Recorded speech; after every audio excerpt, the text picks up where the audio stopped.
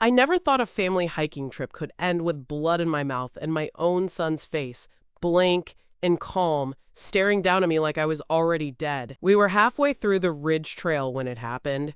Harold and I were just ahead, trying to keep pace, when I felt the sudden shove between my shoulder blades. My feet left the ground. Time slowed. I remember the sickening crunch of bones, the metallic taste.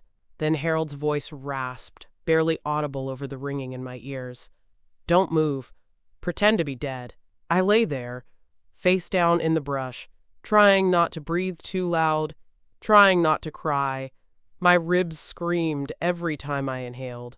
Something was leaking from my side. I could hear them above us, my son Gavin and Amanda, his wife, footsteps pacing, a whispered voice, then silence. Then Gavin said something that turned the blood in my veins to ice. "They'll be found eventually. Animals will probably get to them first." And then they left. Only when their voices faded into the trees did Harold shift. "They're gone," he whispered. He was bleeding from the head, one eye already swollen shut. He was trying to sit up, to check if I was okay, but his arm hung strangely at his side. "They sold the farm," he said. Just like that, like he was telling me the weather. "I found out last week. That's why they brought us here, to get rid of the last obstacle." "What?" My voice was barely there. "They forged your signature, on the trust. They transferred the deed, sold it Friday." I couldn't speak. My brain wouldn't work. I just stared at him. The cliffside wind blew his gray hair back. He looked older than he had just an hour ago. "We don't own Fairfield Acres anymore," he added, "at least not on paper." And I lay there, not just broken, but erased. I wasn't even shocked. Maybe deep down, some part of me had been waiting for this. Amanda's passive-aggressive digs, Gavin's sudden interest in our property, all the little signs that I hadn't wanted to admit. They wanted us gone, and now they thought they had succeeded. But we weren't dead. Not yet. And if I had anything left in my bones, I was going to make damn sure they regretted not checking for a pulse. After the fall, we managed to crawl our way back to a service road. A ranger found us near dusk, broken, muddied, alive. But 3 weeks earlier, we were still packing trail mix into Ziplocs and pretending this family wasn't a slow-moving disaster. It was Gavin's idea, a reset, he called it. Said Harold and I had been too tense lately, that Amanda had found a quiet rental up in the Smoky Mountains. "You'll love it, Mom," he said, wrapping his arm around my shoulder like I was some frail old woman who should be grateful for a little nature. I was still recovering from a minor stroke. The left side of my body worked, but it took effort. I told them as much. Amanda's eyes softened, but not in a kind way, more like when you feel bad for a dog wearing a cone. "It'll be good for you," she said, her tone sugar-coated and firm, like someone who'd already decided how it was going to go. Fresh air, family time. I remember Harold watching her closely as she said that, his hands clenched just a little tighter on the mug he was holding. We didn't talk about it that night, but I saw the same unease I felt. Still, we agreed. Because that's what parents do, right? We tell ourselves maybe this time will be different, that maybe our grown children still want us around because they love us, not just because they want something. The first sign should have been the packing. Amanda insisted on bringing all the food. "Less for you to worry about," she chirped. I offered to contribute, but she waved it off. Then she corrected my backpack, said I was overpacking, though Harold and I had hiked for decades without her help. She swapped out our bags for ones she'd brought. Said they were lighter. Looking back now, I wonder what was missing. Then came the weird moment at the bank. Harold came home one afternoon looking pale. Said he'd stopped by to pick up the latest mortgage notice, the one for Fairfield Acres. But the clerk couldn't find it. They said it was closed out. He told me quietly. Paid in full. We hadn't paid it. We hadn't needed to. It was already paid off 10 years ago. That night, I asked Gavin if he knew anything about it. He smiled, the way people smile when they think they're smarter than you. "No idea, Mom," he said. "You probably just forgot. Don't stress." I should have pushed harder. Instead, I let the silence stretch. And that silence almost got us killed. We agreed to that trip because we were still pretending. pretending they were just thoughtless, not dangerous, pretending we were still parents, not burdens. But patterns don't lie. And I'd been watching Amanda long enough to know hers. It started small, always does. She'd rearrange things in my kitchen without asking. For efficiency, she said. Like the woman who cooked 3 meals a day for 40 years suddenly needed a tutorial. My flour ended up in a plastic bin labeled carbs. My cast iron skillet went missing entirely. And when I asked where it was, she blinked like I'd accused her of stealing jewelry. Maybe you left it at the church potluck, she said sweetly. I hadn't. Then it was the medicine. She started asking what Harold and I were taking. Which pills? When? Said she was just trying to help. I caught her in our bathroom once, the cabinet open. She shut it too quickly. She laughed it off. Gavin said your memory's not what it used to be. Just making sure you don't mix things up. That stung. Because it wasn't true. And because I could feel Harold shrink beside me every time she said something like that. Like he believed her just a little more than he believed me. The jewelry was the final straw. I kept 2 velvet boxes inside my sewing chest. Nothing outrageously valuable, but pieces that had meaning. My mother's locket. A tiny sapphire ring Harold gave me when we hit 30 years. A brooch from my sister who passed. I checked every now and then, not obsessively, just enough to feel grounded. One day in August, I opened the box and found only tissue paper and 2 loose earrings that didn't match. I didn't cry. I just closed the lid and sat very still. I waited until Harold got back from the feed store and asked him, calmly, if he'd moved them. He hadn't. And he looked afraid when I told him they were gone. When I confronted Amanda, she blinked, all wide-eyed concern. You probably moved them and forgot. Or maybe one of the grandkids? I nodded, but inside, I knew. I knew it like you know when a storm is coming. You feel it in your joints. They wanted what we had. And when asking hadn't worked, they started taking. And when that still wasn't enough, they took us up a mountain and tried to erase us entirely. But there are some things you can't bury, not with a forged deed, not with a smile, and not even with a fall off a cliff, not if you leave the wrong woman breathing. After the jewelry disappeared, I stopped second-guessing myself. I started watching instead. They thought I was slipping. Amanda said it once, under her breath. She's not all there anymore, bless her heart. Like I couldn't hear. Like forgetting where I put my purse was proof I'd lost my mind. But I wasn't confused. I was calculating. See, before I was anyone's wife or mother, I was a paralegal for 11 years in a probate law office. I reviewed wills, trusts, power of attorney documents for people with more money than manners. I learned fast. People steal with paper before they ever steal with a weapon. And I kept records. Harold and I bought Fairfield Acres in 1995 for $88,000, 48 acres of hard earth and sky, 2 creaky barns, and a farmhouse that leaned to one side like it had secrets. We worked that land. We restored that house board by board. We paid it off in 2015, not a dollar owed since. Every deed, every receipt, every tax return. I kept physical copies in a fireproof safe under our bed and scanned backups on a flash drive labeled recipes in my sewing kit. Amanda never looked there. She said my sewing made her itchy. What she didn't know was that I also scan every legal document I sign.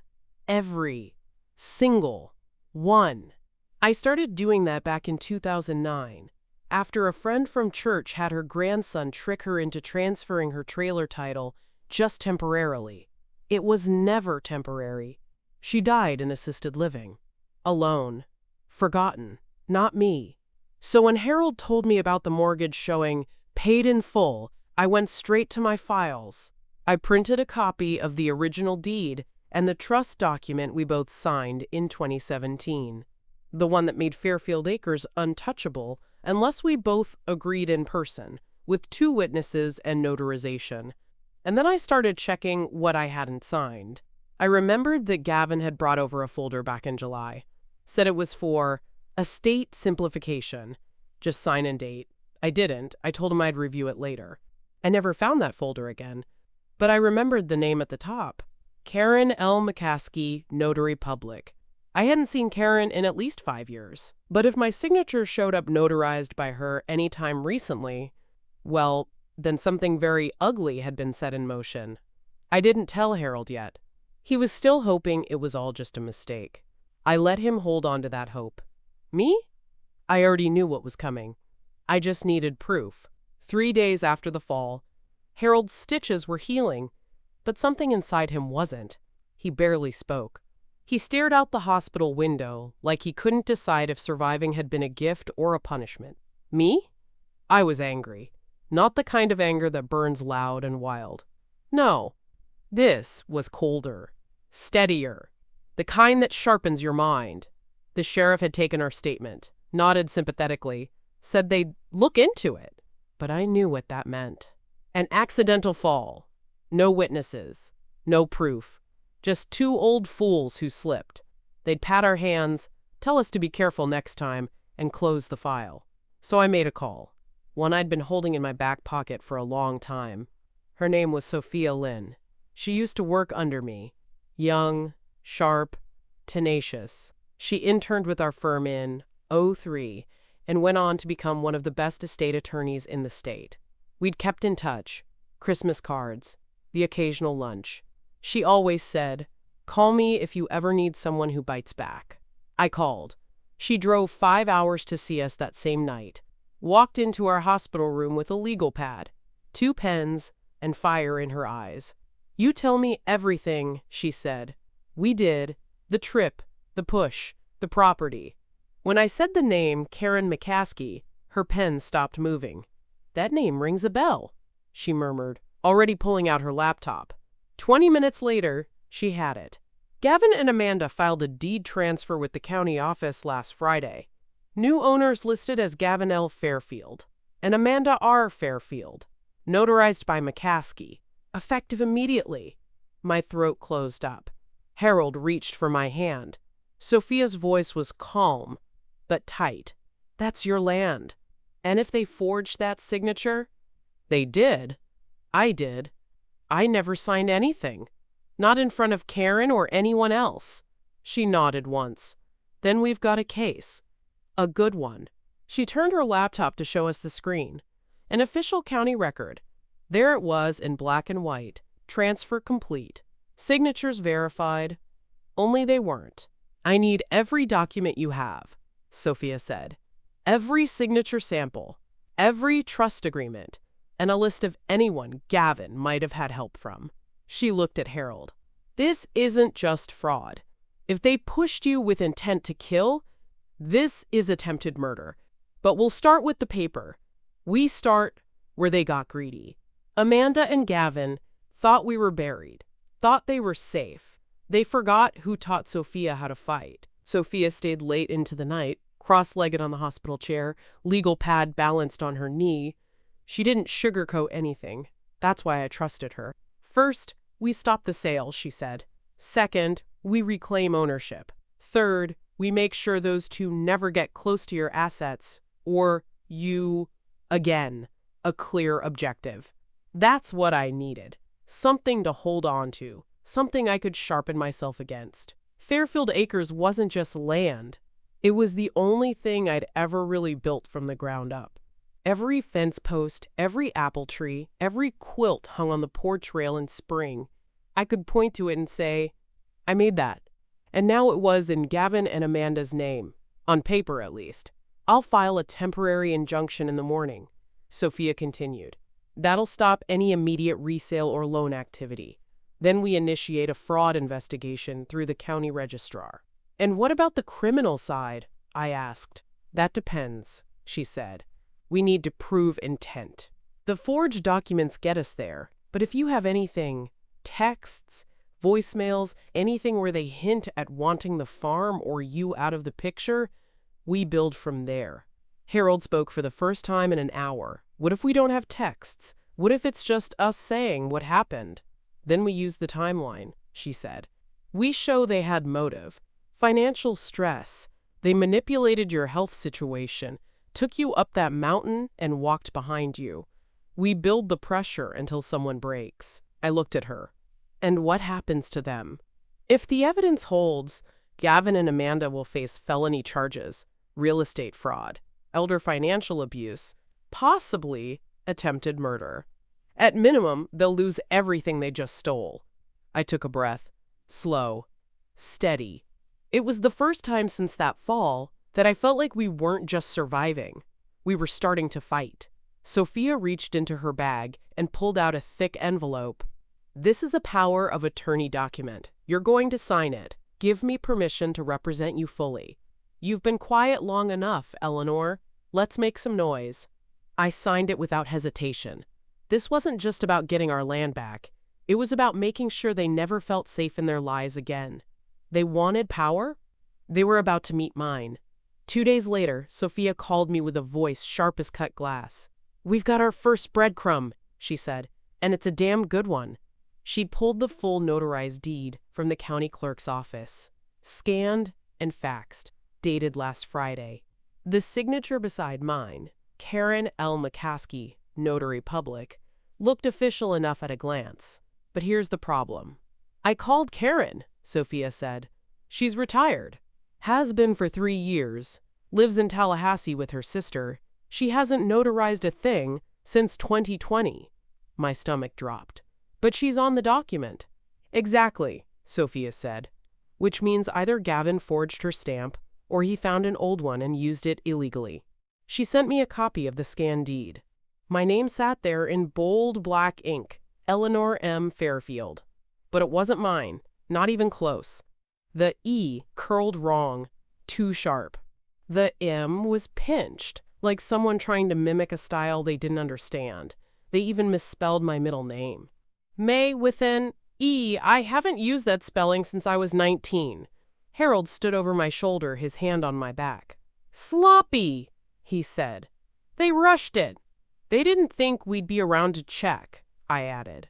I pulled out an old medical directive from 2020, the one I'd signed in front of Dr. Lamont when Harold had his hernia surgery. That signature was crisp, fluid, mine. Sophia used a tool I hadn't heard of before, DocuCompare. She uploaded both signatures, the one on the fake deed and the verified one from my directive. The result came back with a red flag. Non-matching origin patterns, Sophia read. Stroke pressure inconsistent. Horizontal alignment failed. Baseline float variance. I didn't need software to tell me what I already knew, but it felt damn good to have it spelled out by science. Sophia bundled the evidence, both signature samples, Karen's recorded statement from Florida, and a notarized affidavit from Dr. Lamont confirming my signature from the 2020 form.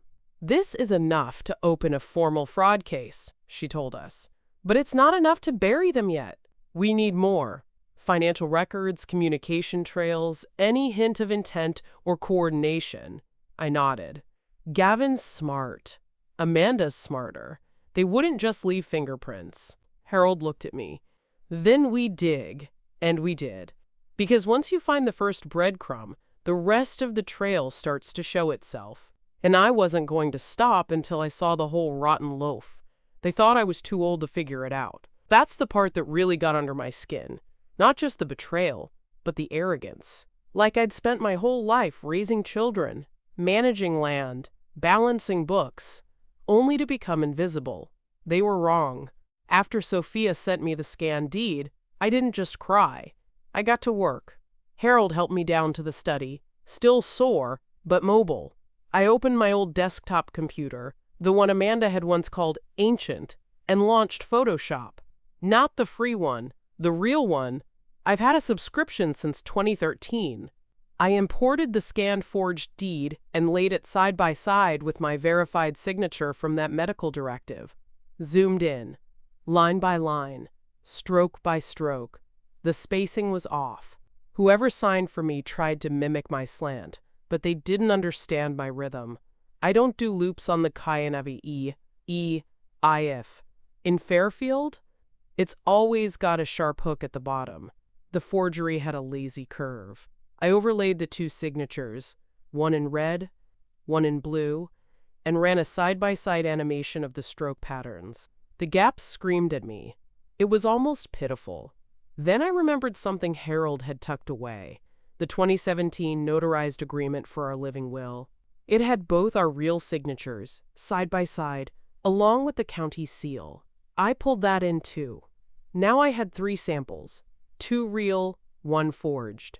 I emailed the overlay files to Sophia with a note.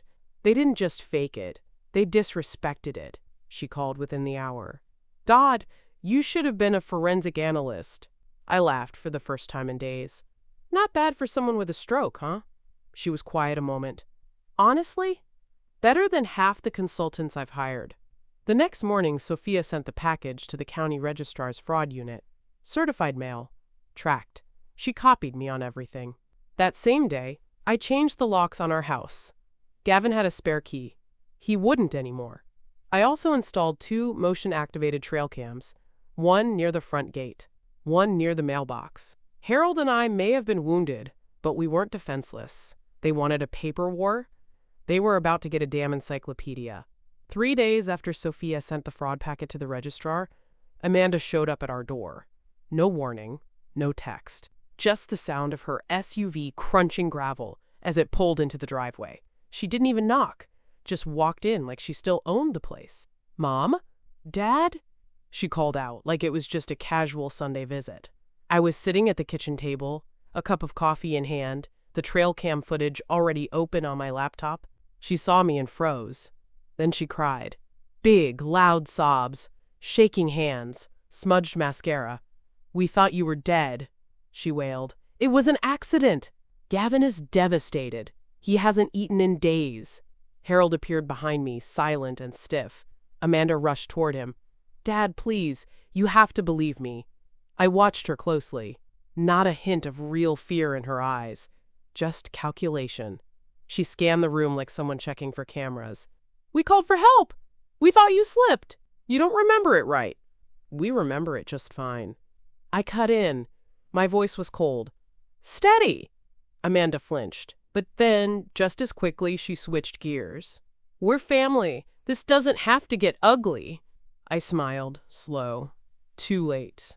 That night, someone broke into our mailbox. They left the lid open, sloppy and stupid, because one of our neighbors, bless her nosy heart, had installed a ring cam pointed straight down the road after some teenagers siphoned gas last spring. She called me the next morning. Dot, you're gonna want to see this. It was Gavin. Ball cap pulled low, hoodie up, but it was him. The gate gave him away. So did the tattoo on his wrist, barely visible when he reached inside our box. He didn't take anything, because we'd already picked up the mail, but he looked. And he looked nervous. We filed a police report. Low priority, they said. But it was on record now. And more importantly, Sophia had what she needed. He's feeling the walls close in, she said when I sent her the footage. Let him panic. The more desperate they get, the more mistakes they'll make. Amanda tried to play innocent. Gavin tried to play invisible. But I'd seen behind their masks now. And once you see the rot, you can't unsee it. Amanda's tears didn't even last 24 hours before the money trail started to unravel. Sophia called me 2 days later. Dot, you're going to want to sit down. I didn't sit. I just gripped the back of the kitchen chair as she talked. First, the escrow check from the supposed buyers of Fairfield Acres. It was never deposited into your joint account, or even into Gavin's personal one. Then where did it go? To an LLC. Amanda registered 3 months ago. Reed Family Holdings. My blood turned cold. She created a shell company, Sophia continued, and funneled the deposit directly into it. Technically, the money never touched her name, but she's the listed manager, and the address matches a P.O. box in Asheville, registered to Amanda Reed Fairfield. That name again? She'd hyphenated it for legal leverage. And there's more, she added, her voice dropping a tone. An anonymous source forwarded me an email chain. Between Amanda and Karen McCaskey. I straightened. Karen? The notary? Yup. Dated 4 days before the supposed signing. Amanda sent a scanned copy of the deed and asked Karen if she could backdate it as a favor. Karen never responded. But Amanda signed it anyway, so she forged the signature. and used Karen's name without permission. Sophia paused. Dot, this is felony territory. At least 3 charges on the table so far. And we haven't even touched what Gavin's been doing. I rubbed my temples. How did I raise someone who could do this? Silence. And then I answered my own question. I didn't. I raised a boy. Amanda built the man. And she built him into something hollow and hungry. I went to Harold's workshop that afternoon and handed him the printed email. He read it quietly, then folded it in half and placed it under his toolbox. You still want to fight? I asked. He didn't answer at first, just stared out the window toward the apple trees. Then, I want my name back on the land I built, and I want their names off it forever. That night, Sophia emailed us a breakdown of Amanda's LLC expenses, luxury spa treatments, flights to New York, a $4, $800 charge to a boutique furniture store, not a single penny toward farm maintenance, not a dime toward our care. They were planning a life without us, on our soil, with our money. But every lie they built was held together by paper, and we were peeling the pages back, one by one. I thought we'd uncovered the worst of it. Amanda's fake LLC, the forged signature, the notary lie. But the call from Sophia the next morning made all of that feel like warm-up laps before the real betrayal. Dot, she said, her voice tight. I just got off the phone with a contact at Western Hills Credit Union. You and Harold need to come in. Today. An hour later, we sat in a sterile conference room while Sophia slid a document across the table. A thick packet. I didn't want to touch it. She tapped the first page with her pen. This is a loan agreement, filed 2 weeks ago, secured with Fairfield Acres as collateral. The amount? $280,000. Harold blinked. We never. You didn't, Sophia cut in. Gavin did. He signed as sole owner and borrower. Claimed Amanda was a silent partner. The money's already been dispersed. To where? A new Audi, first 6 months' rent on a luxury apartment in Asheville, and private school tuition for the kids. Paid in full through next year. I didn't cry. I didn't even breathe for a moment. Harold leaned forward, gripping the edge of the table like he might throw it. He leveraged our land for a car and a condo. And tuition, Sophia added. Don't forget, education is very important. It was a joke, but no one laughed. That number, 280,000, spun in my head. I remembered Gavin asking about legacy planning last summer. I'd served sweet tea on the porch while he asked vague questions about our retirement accounts, our long-term intentions, our succession vision. He made it sound like a compliment, like we were wise elders passing down the family name. But really, he was casing the joint. What happens now? I asked quietly. We use this, Sophia said. The loan application lists assets Gavin doesn't own. If the court finds fraud, we can reverse the transaction, maybe even freeze the remaining funds, Harold muttered. They probably already spent most of it. Let them, I said, because it was one thing to steal from us, another to lie on paper. But the third, borrowing against land they almost murdered us to take, that was going to bury them. We'd built this farm from nothing, brick by brick. They were torching it for leather seats and tuition payments. But you don't build a future on a foundation of lies. Not while the truth still has teeth. The paperwork was damning. The fraud was undeniable. But the part that hurt worst? It broke Harold. Not his bones. Those were healing. But something in his spirit cracked wide open after Sophia showed us the loan documents. I found him in the barn that night, not doing anything, just sitting on an old stool in the dark, clutching that dusty photo of him and Gavin on the lake, the one from when Gavin was 10 and still looked at his father like he hung the moon. I stood in the doorway a moment, listening to the silence between us, the crickets outside, the hum of the fridge in the house, the slow, uneven breaths of the man I'd shared every inch of this life with. I don't know who he is anymore, he said, finally. His voice wasn't angry. It wasn't even tired. It was hollow. I walked to him and knelt down, slowly, stiffly, and took his free hand. "You know what breaks me?" he said, his eyes fixed on the photo.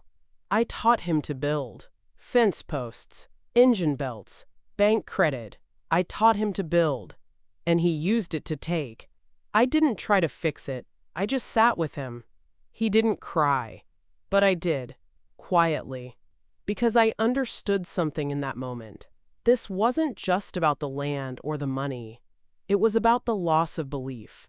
Belief that what you gave your children would come back to you in kindness. That loyalty meant something. That love protected you. It doesn't." Harold finally looked at me. "You still want to fight this?" I nodded. He squeezed my hand. "Then I'm with you. But not for the land anymore." "For what then?" "For the truth," he said. "So no one forgets who we really were." Later, I found the ledger he'd been keeping since 1995.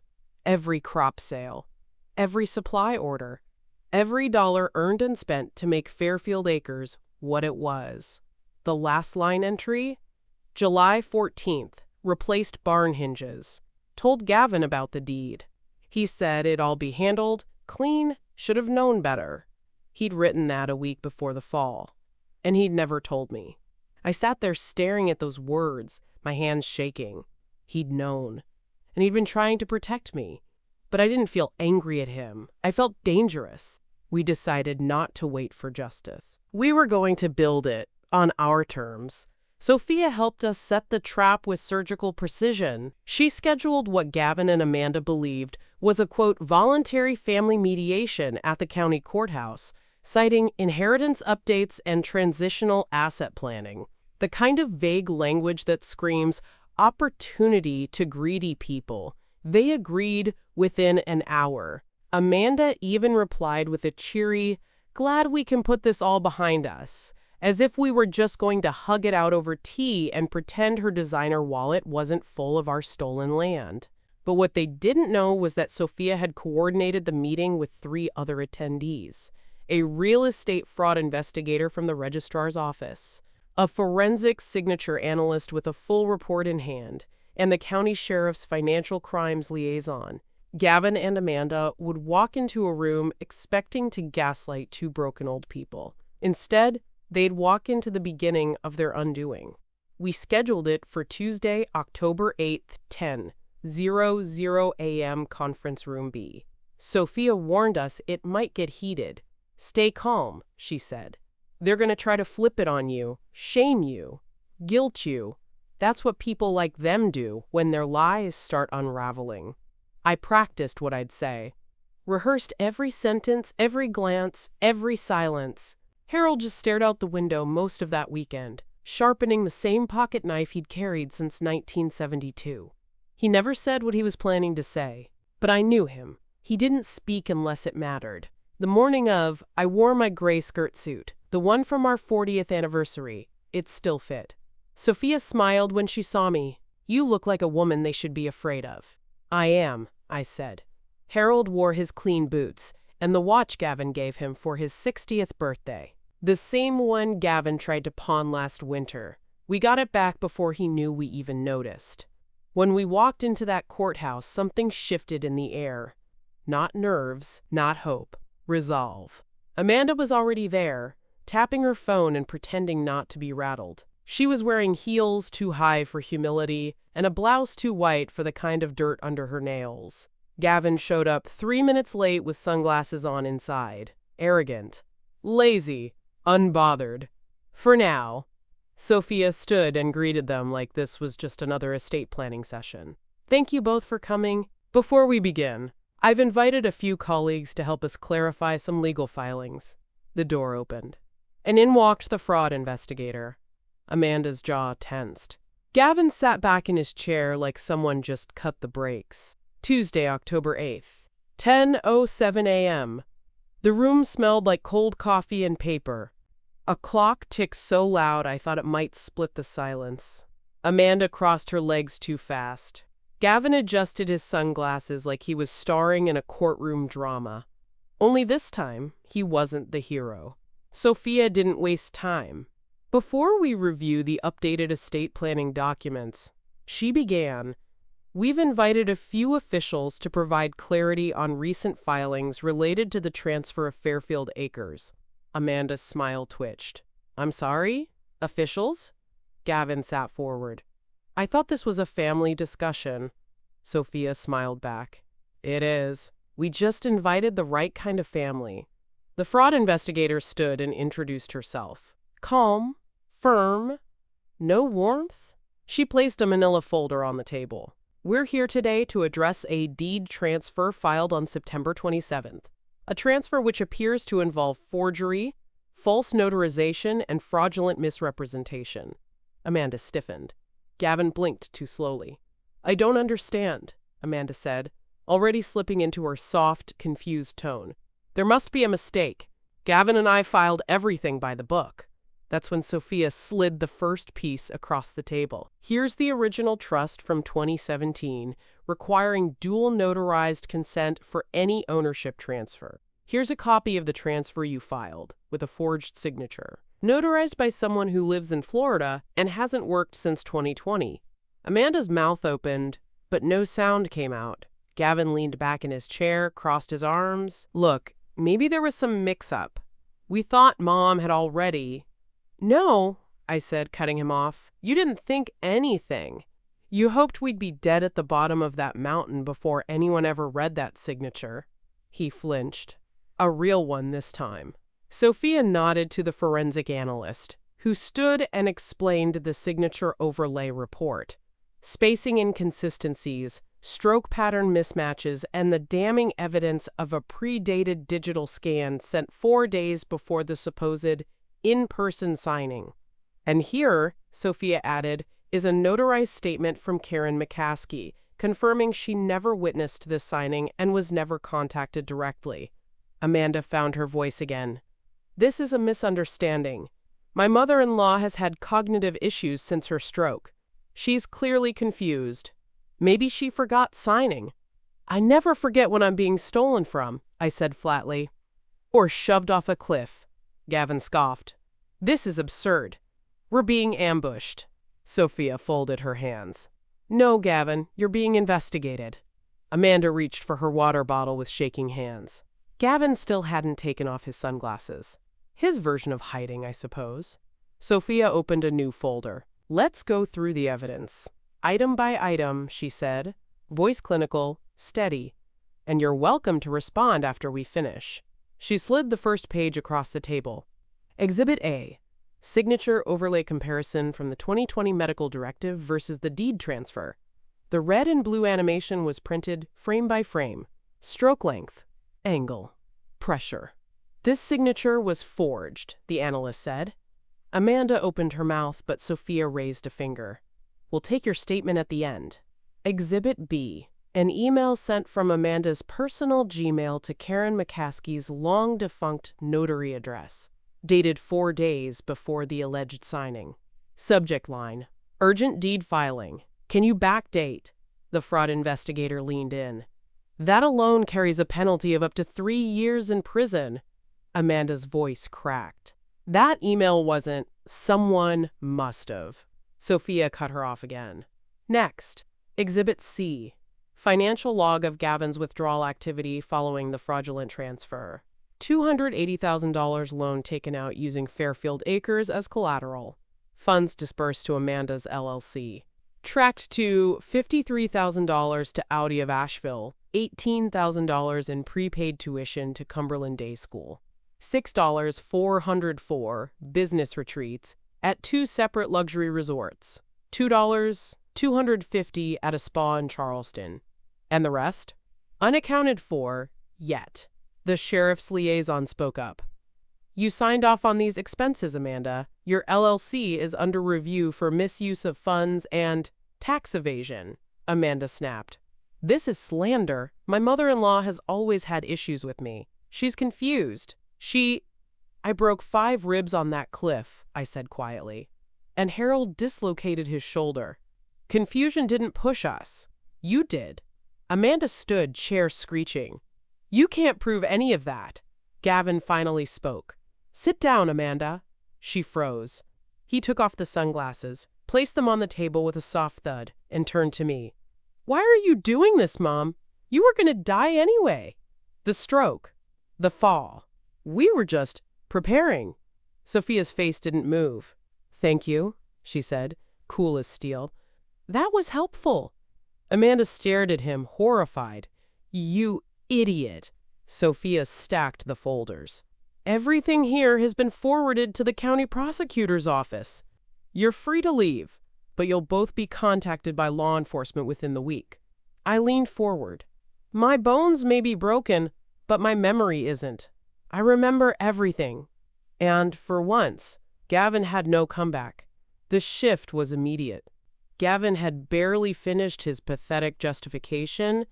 You were going to die anyway, before the fraud investigator stood up and looked him dead in the eyes. That statement, she said calmly, just confirmed intent. Amanda turned white. Sophia didn't even blink. We'll be requesting a restraining order this afternoon. In the meantime, you're not to step foot on Fairfield Acres or contact Eleanor or Harold in any form.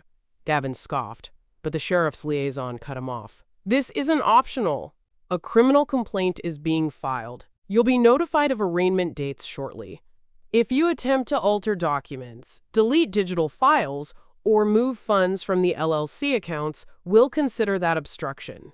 Amanda looked like she might throw up. Then came the final blow. The county clerk's representative entered, quietly, almost like an afterthought. But what she said turned the room cold. Due to evidence of fraud and forged documentation, the transfer of Fairfield Acres is being deemed null and void. Title will revert immediately to the original trust holders, Eleanor and Harold Fairfield. I could feel Harold's breath shift beside me, a slow inhale, a release. Gavin slammed his hands on the table. You can't just take it back. You don't understand. We needed that land. That loan was already approved. You needed our land? I said, my voice low. You sold off our lives to buy yours. Amanda started crying, real tears this time. Or maybe just ones born of panic. Gavin stood abruptly. We'll see you in court. You absolutely will, Sophia replied, smiling like a woman who already knew the verdict. As they stormed out, Amanda's heel caught on the rug and twisted. She stumbled, caught herself, and hissed a curse under her breath. They left behind silence, and a folder full of their lies. The county clerk handed Sophia a stamped copy of the deed. Our names, restored. Sophia passed it to me like a holy relic. I want this framed, I said. Harold nodded, and bolted to the wall. Back in the parking lot, the air felt lighter. I looked at Sophia. Does it get easier from here? She shook her head. No, but it gets clearer. We weren't done yet. There were charges to file, accounts to freeze, damage to undo. But we had our name back. We had our land. And for the first time in months, we had power. They say reputations take a lifetime to build and seconds to ruin. Turns out, it only took one mugshot. 3 days after the courthouse meeting, Gavin was arrested at work, at the architectural firm he bragged about every Thanksgiving. The sheriff's office released the photo the next morning. Local news picked it up by noon. Local man accused of defrauding elderly parents faces multiple felony charges. That headline ran for 2 full days. Amanda wasn't arrested right away, but her name was right there in the report. Co-conspirator in alleged forgery and fraudulent real estate transaction involving $280,000 loan. Her school district didn't wait for a verdict. They put her on administrative leave by sunset. She tried to call me, twice, left voicemails that bounced between rage and pity. I didn't know what Gavin was doing, Eleanor. He said you approved it. And then, in the next breath, you're blowing this way out of proportion. I saved the messages. Sophia said they'd help later. I didn't reply. By the end of the week, Amanda's teaching license was temporarily revoked pending felony review. Gavin's firm scrubbed his bio off their website. Their fancy apartment, paid with stolen equity, revoked their lease and filed a claim for breach of contract. It wasn't just legal, it was public. Our town isn't big. Word travels faster than traffic. The same neighbors who used to nod politely when Gavin dropped off our mail now crossed the street to avoid him. Someone left a box of tulip bulbs on our porch with a handwritten note. Glad you're still here. Plant these where they tried to end you. I cried when I read that one. We planted them along the east cliff edge. The sheriff's liaison came by the house and walked us through next steps. This'll move slow, she said. But we've got enough for prosecution. And with Sophia's civil suit in parallel, they won't be touching another dollar anytime soon. Amanda posted bail for Gavin, but they couldn't go back to Asheville. They had nowhere left to hide. I watched the news that night, something I never used to do, and when their faces flashed on the screen, I didn't feel rage. I felt peace. Because this time, they were the ones being watched, picked apart, judged, and I wasn't hiding anymore. The day the restraining order was approved, I didn't cry. I just opened the kitchen drawer, took out Gavin's spare house key, and dropped it into the trash like it was spoiled meat. We filed 2 orders, one against Gavin, the other against Amanda, both granted within 24 hours. Sophia made sure of that. They were barred from coming within 300 feet of our home, the land, or either of us. No phone calls, no letters, no third-party messages through mutual friends. Nothing. Sophia's team filed a civil suit on top of the criminal charges: fraud, misrepresentation, and elder abuse. And with that suit came something even sweeter: a motion to freeze Amanda's LLC account.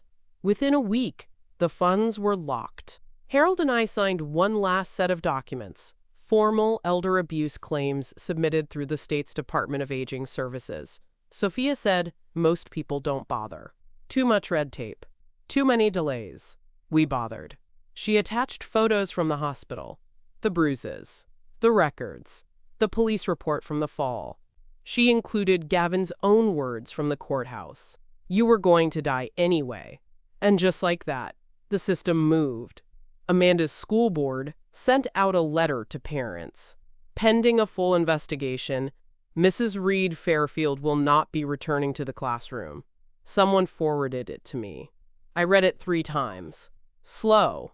Gavin's name was entered into a national fraud watch list. Any future business dealings flagged, any real estate purchases monitored. Sophia smiled when she told me. They'll feel it every time they try to sign their names now. One afternoon, Harold and I drove past the apartment complex in Asheville, the one Amanda put a 6-month deposit on, empty window. For a lease signed back up. Consequence. As we turned onto the highway, Harold said, "You think they'll ever understand what they did?" I looked straight ahead. I don't care if they do. I just care that they pay for it. We weren't after revenge anymore. We were after truth, with teeth. And the truth had finally bitten back.